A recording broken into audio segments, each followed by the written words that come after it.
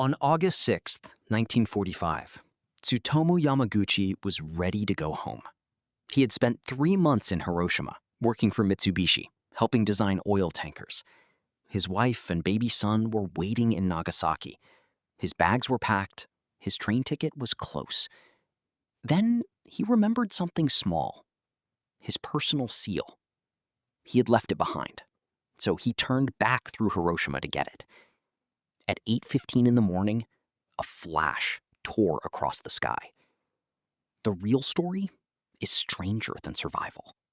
Because 3 days later, after walking through one destroyed city, after being burned and half deaf, after finding a way home, Yamaguchi would stand in an office in Nagasaki and see the sky turn white again.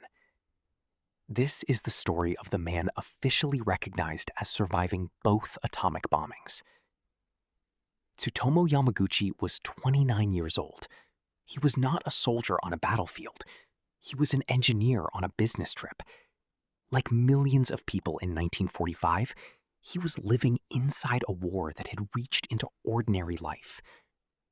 Hiroshima was a major military and industrial city, but it was also a city of homes, schools, hospitals, markets, and families trying to keep going.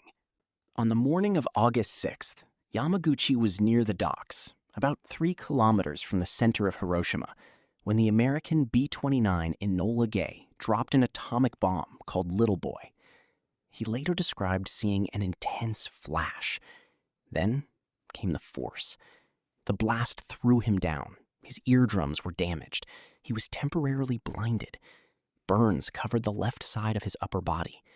In a single instant, the normal rules of the world disappeared. Windows became knives.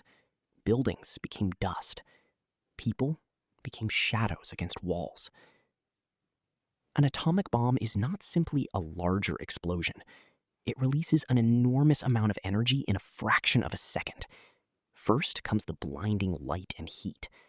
Then the shock wave, a wall of pressure moving faster than a hurricane. Then fires. Then radiation, invisible energy that can damage living cells. For people close to the center, there was almost no time to understand anything. Yamaguchi survived because he was far enough away to avoid the immediate fireball, and because chance placed barriers, distance, and seconds between him and the worst of the blast. But surviving the first seconds was not the same as being safe. When he woke, Hiroshima no longer looked like a city. Smoke and dust covered the sky. Fires spread through streets that had just been familiar. Injured people moved through the ruins, many searching for water, family, or a direction that still made sense.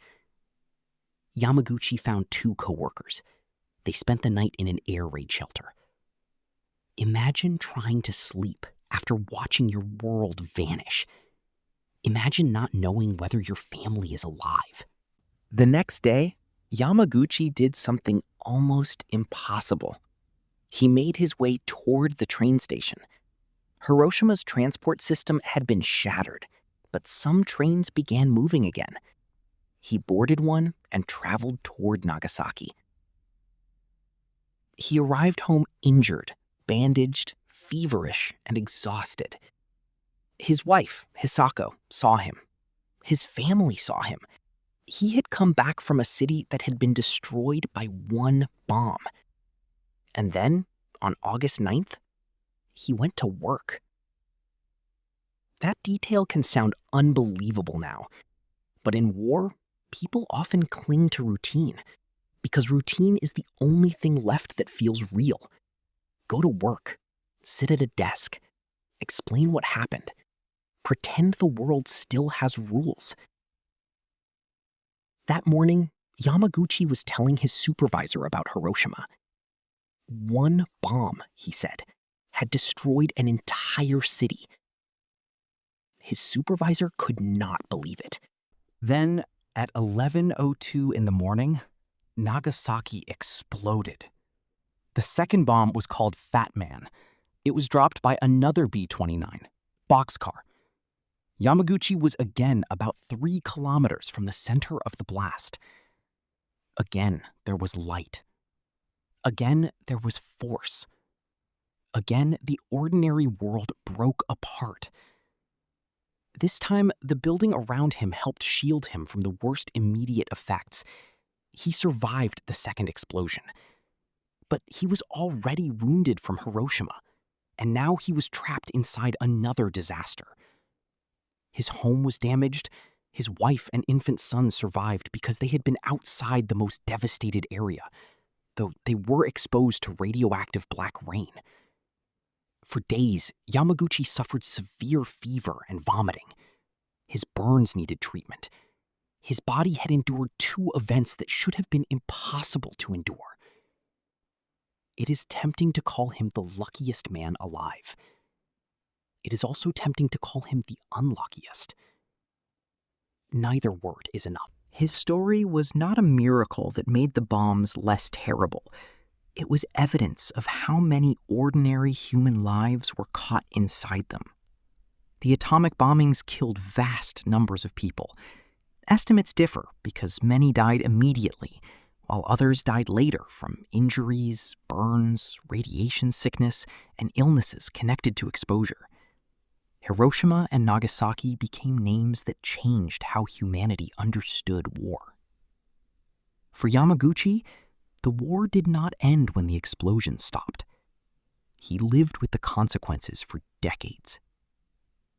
In Japan, survivors of the atomic bombings are called hibakusha. The word means people affected by the bomb. Many faced illness. Many faced grief.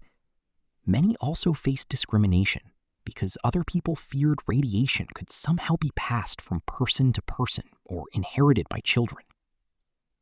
Yamaguchi did not spend his early life after the war constantly speaking about what happened. He worked. He raised a family. He tried to live. But trauma does not always disappear because you stop talking about it. As he grew older, he began to tell his story publicly. He wrote about his experiences. He spoke against nuclear weapons. He wanted younger people to understand that nuclear war was not an abstract argument about nations, strategy, or power. It was a flash, a burned hand, a train leaving a ruined city, a father returning home, and then another flash.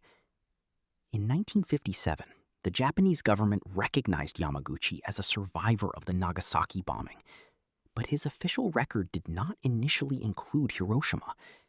Decades later, in 2009, he applied for formal recognition as someone who had survived both. The government approved it. He became the only person officially recognized by Japan as a survivor of both atomic bombings, even though historians believe many other people may have been present in both cities. That official recognition mattered to him.